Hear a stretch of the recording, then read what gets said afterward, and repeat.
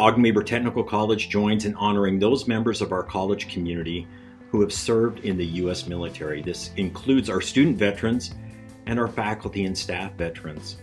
We also want to show our appreciation to the families of our veterans who also made dedicated sacrifice in support of their loved ones while they served our nation. Last year, former Vice President for Student Services, Rhonda Lauritsen, published an article about Veterans Day. Rhonda was instrumental in the creation of the college's Veterans Center. In the article, she commented how we have the blessing of celebrating Veterans Day on perfectly ordinary days. She said, "There are so many simple aspects of life that we as civilians take for granted, whims that members of our armed services forego.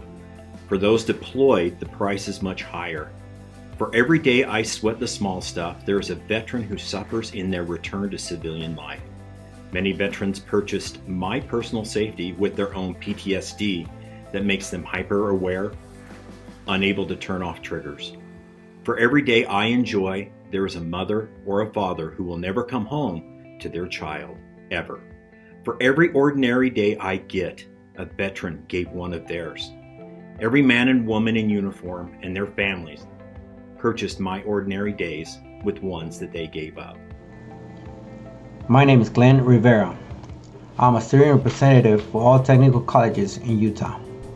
I am also an Army veteran. I decided to join the military when I was 18 years old.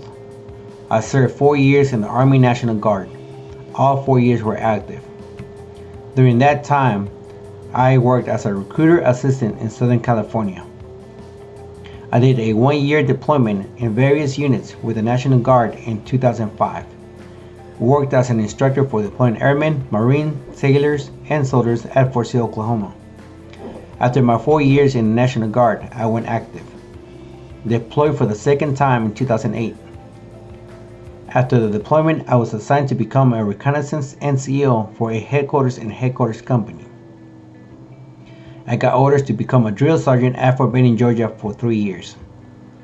It was this last assignment that ended up my military career.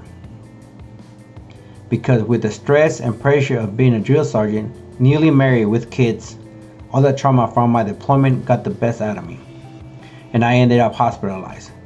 This led to my family and me moving cross country to try and find a place to settle down and heal. It took a while and a lot of counseling and patience from my family, but eventually we ended up in Utah. That's where I started to think about what can I do as a disabled veteran. My wife suggested to go back to school, and that's how I got here. It hasn't been easy. I'm not like other students. My wife had to advocate so I can get accommodations for my disabilities. I have a coach that helps me with communication, but even with all that, I am on my first certificate. I have done culinary, meat services, welding, and currently working on building trades.